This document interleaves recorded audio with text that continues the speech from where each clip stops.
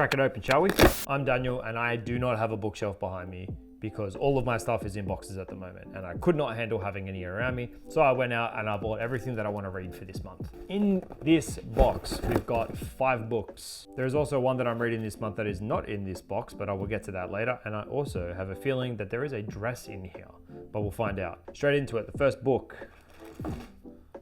is The Shadow of the Gods by John Gwain. It is the first book in the Bloodsworn saga and follows the POV of 3 characters set in a damn cool Viking-inspired fantasy world.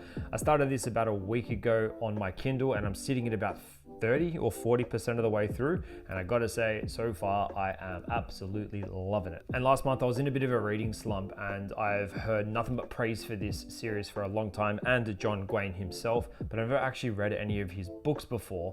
And this one was constantly pushed to the bottom of the list because I got this thing where I just cannot start a series if it is not complete, because I have such a bad memory and I always forget the stuff that have happened previously. So I've always got to go through rereads, and then you always kind of miss stuff.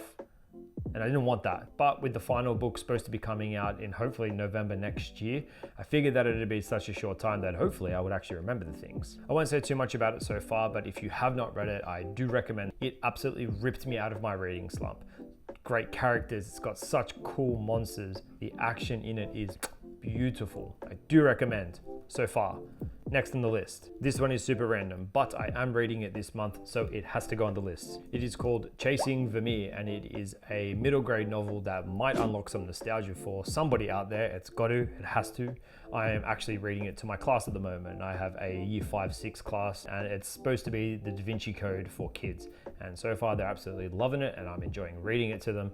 And I should be done by the end of the month, so I'll put it in my list. Next, let's see what we got. I knew it. It's a dress. It came late. It was supposed to be for Halloween, 2 days late. It's not mine. Partners. Next up is Berserk, Volume 1, and it has been on my list for a very long time. I have been so curious about this, but I'm not a manga reader. I've never read manga before. I've watched a bit of anime, but this will be the first manga that I crack open, and I am pretty excited about it. I do not know if this is the best place to start for manga, but I'm doing it. I bought it. We'll see how we go. From what I have heard though, it is pretty hectic. The content in it is controversial, we'll say. But if you have not heard of it, it is the story of the black swordsman named Guts who hunts demons. So it sounds cool. But like I said, apparently the content is quite polarizing, and you're either in 2 camps. You either cannot get past the pretty hectic content that's apparently in it, or you get through it and you are left with arguably one of the best fantasy stories ever written. That's what they're saying. I don't know, we will find out. This first volume for the deluxe edition has the first 3 chapters in it, and I really hope I like it because the next thing in the box is volume 2.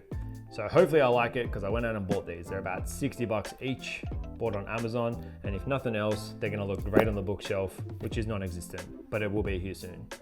But they do look great, so even if I don't like them, I've got the first 2 volumes, whack them on the shelf, they'll look good. Next, we have Piranesi by Susanna Clarke, and I have no idea what this book is about, absolutely none. A friend of mine suggested it to me and told me to look nothing up. He just told me to buy it, read it, and enjoy it, and I trust him, so I'm doing it. I almost want to read the blurb, but I told him I wouldn't know anything about it before I went in, so I am not going to do it. But I didn't want to look at the cover. I do always like to read a standalone in between series because I like to break it up a bit and kind of reset my mind. And I'm hoping this is a good one. I know nothing about it, so hopefully it's good. Don't tell me anything about it. We'll talk after. But I do like a standalone in between series because the last book is The Hunger of the Gods, again by John Gwain. This one sits at about 630 pages, where the first one had 480, so it is a little bit longer. But if it is anything like the first book so far, I have a feeling that I'm really going to enjoy it.